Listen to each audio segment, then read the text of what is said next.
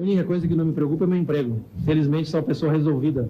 Eu vim aqui para fazer um trabalho na seleção e que muitas pessoas talvez não estejam contentes, porque agora tem uma regra, um certo tratamento, né? Hoje vamos falar da primeira passagem do Dunga como técnico da seleção brasileira.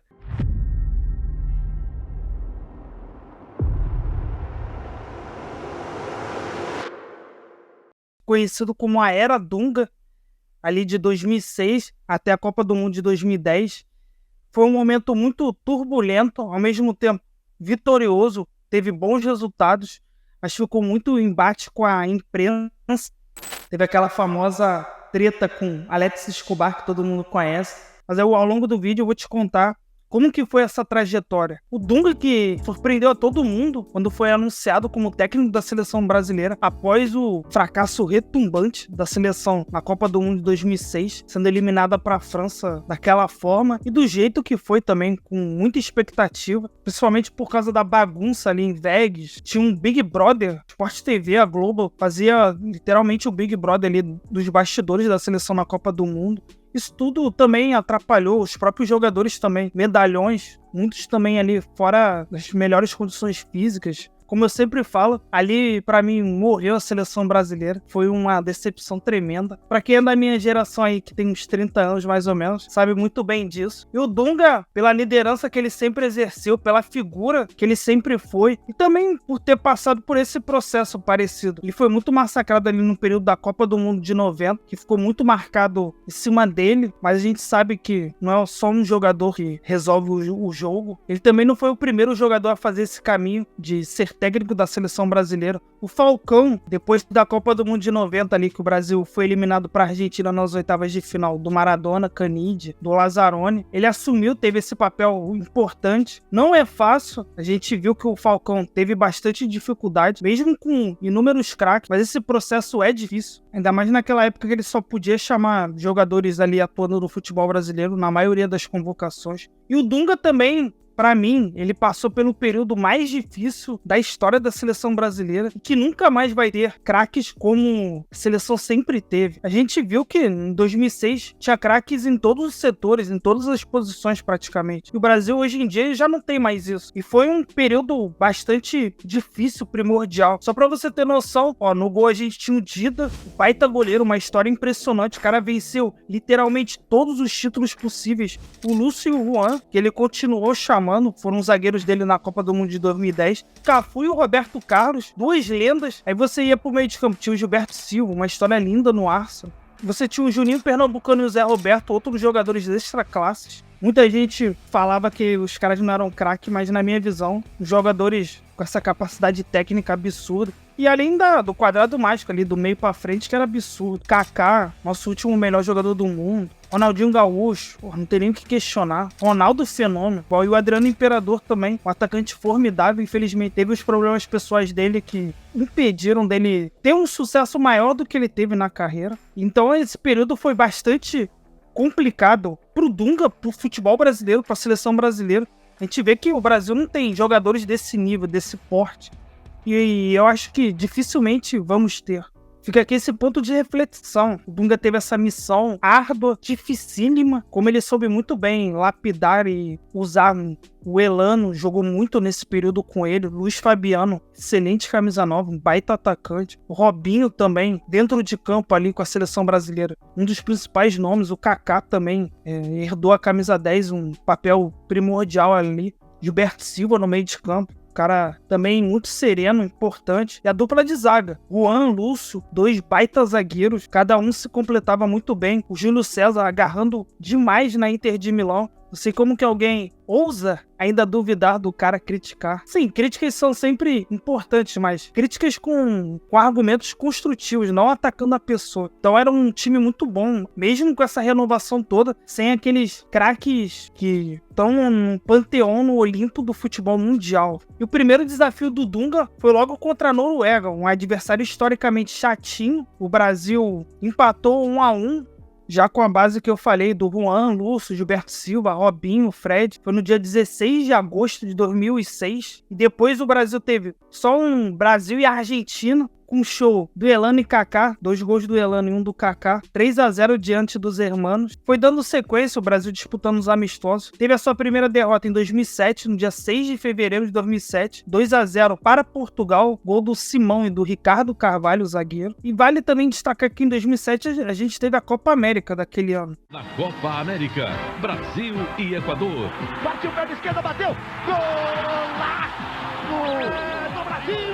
Depois de Paraíso Tropical, Futebol 2007. O Brasil começou mal, perdendo para o México 2-0, com uma seleção que aí o Dunga gosta também das polêmicas. O Diego, o Robinho, mas ele tinha um Doni, Afonso Alves. Ih, rapaz. Muita gente ficou pé da vida com ele, poderia ter chamado outros jogadores, mas ele deu a volta por cima, teve um 6-1 diante do Chile, nosso freguesaço também. E na final, todo mundo já sabe, aquele atropelo diante dos hermanos, um 3-0 categórico, primeiro título do Dunga como técnico da seleção, já mostrando todas as suas credenciais. E Dunga sorriu, o sorriso da convicção. O criticado técnico vai poder rever o pai doente agora, vai poder conhecer o filho que nasceu em Porto Alegre no último dia 8. E num futuro bem próximo, o pequeno Matheus terá orgulho de dizer que o pai dele é o primeiro brasileiro a ganhar pela seleção a Copa América como jogador e treinador. E com a medalha de ouro no peito, lá foi Dunga escrever novas linhas na sua biografia vencedora.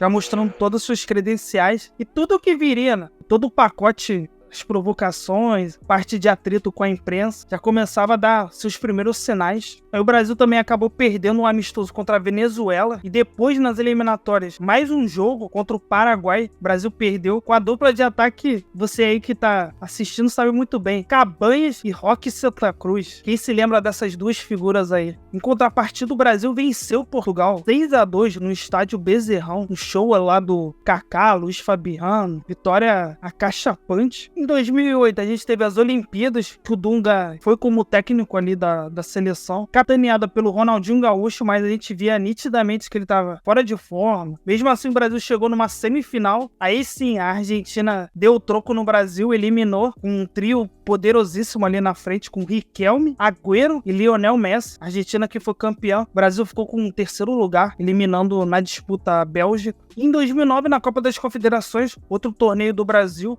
o Brasil venceu os Estados Unidos, Egito, venceu a Itália muito bem, por 3-0. Quando o Dunga sempre era pressionado, ele dava conta do recado. Somos nós mesmos que nos cobramos muito mais do que a torcida, do que a imprensa. Somos nós internamente que nos cobramos isso, porque a gente sabe da qualidade que nós temos. Quando a gente tem jogadores tão descansados, tão repousados, que podem imprimir a velocidade, quando tem uma equipe que quer jogo também de qualidade, as coisas acontecem naturalmente. Ele tinha muitos jogadores na mão e foi importante. Depois eliminou a África do Sul e na final, num jogo difícil contra os Estados Unidos, outro adversário também chato demais, historicamente, uma vitória de virada do Brasil por 3-2, com 2 gols do Luiz Fabiano e o gol do Lúcio ali de cabeça.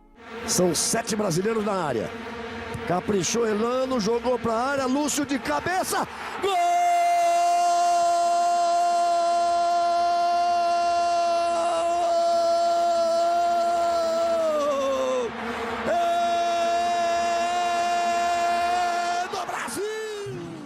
Dando mais um título pro Dunga, pra seleção brasileira, para aqueles jogadores que estavam junto com ele. Em 2010, antes da Copa do Mundo ali de preparação, ele já era muito questionado ali, principalmente em certos períodos das eliminatórias, quando o Brasil perdia ou conseguia, ou empatava. Temos que jogar. Escuta, me posso responder agora ou queres perguntar? Passa a outra. Se tiver silêncio aí, a educação é boa. Ah? A imprensa vinha com tudo em cima dele, a gente vê que em certos momentos a crítica não era tão válida assim, era porque ele tinha esses atritos, esses embates com os jornalistas. E na preparação para a Copa do Mundo de 2010, o Brasil enfrentou a Irlanda, Zimbábue e Tanzânia, adversários ridículos, sem tanta expressão. Na Copa do Mundo de 2010, o Brasil teve a Coreia do Norte, a Costa do Marfim e Portugal. Foi bem, venceu a Coreia do Norte no primeiro jogo, com gols do Elano e do Maicon. E vale também destacar a base da seleção brasileira, que tinha o Júlio César, o Maicon, o Lúcio, o Juan, Michel Bastos, que muita gente criticava, Gilberto Silva, Felipe Melo, Elano, Kaká, Robinho e Luiz Fabiano. Uma seleção muito boa. Deixa aí nos comentários o que tu acha dessa seleção aí. A gente fez até os renegados da Copa de 2010, que ele poderia ter chamado outros jogadores. Preferiu os homens de confiança dele, os caras que tiveram com ele desde 2007 até ali a reta final. Poucos nomes foram trocados, praticamente o Grafite ali no finalzinho de 2010 ganhou a posição, mas o Ganso e o Neymar não foram para a Copa do Mundo justamente por causa disso, né? Mesmo jogando demais no Santos, carregando o time, a gente ganhando vários títulos, Campeonato Paulista, Libertadores, jogando muito na Copa do Brasil também. O Dunga não levou os dois meninos para a Copa do Mundo, né? Às vezes, a gente perde um soldado na guerra, mas tem que vencer a guerra. Ninguém falou que esse rapaz Ganso, que é um jogador excepcional, diferenciado, foi ser reserva na Sub-20. Ninguém falou que na história, na Sub-17, com um jogador tão talentoso como o Neymar, o Brasil pela segunda vez foi desclassificado na primeira fase.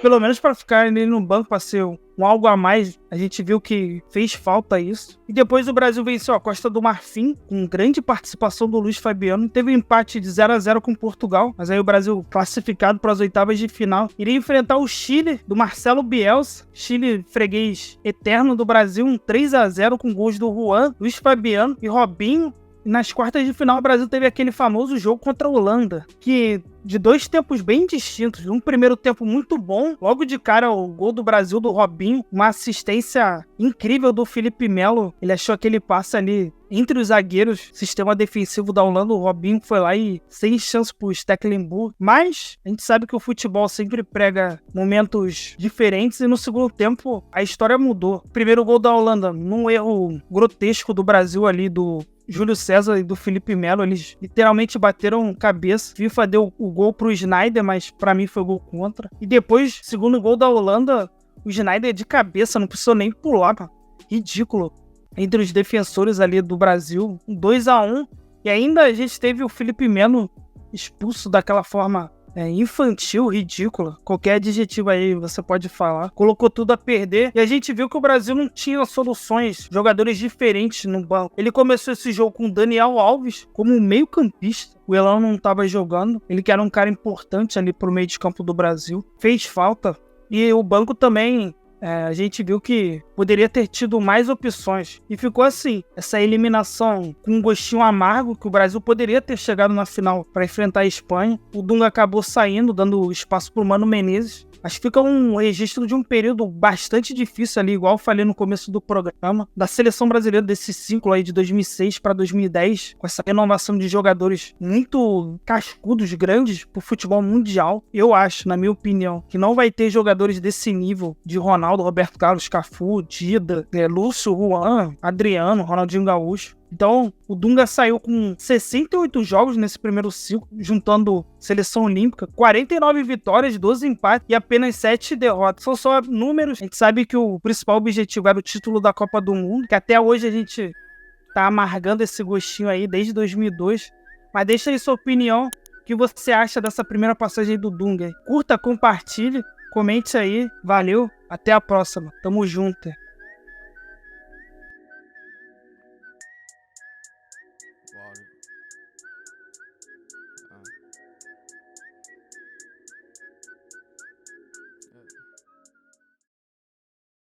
Obrigada por participar aqui com a gente. Você já esperava essa reação, até na coletiva você chegou a elogiar muito o Neymar e o Ganso. Em algum momento você chegou a pensar em levar dois atletas tão jovens e que você não tinha testado? Não, boa noite. Não, a gente acompanha. Só que a história na seleção demonstra que jogadores sem experiências que foram à Copa do Mundo, sem jogos pela seleção brasileira, que nunca jogaram uma competição, não deram muito certo.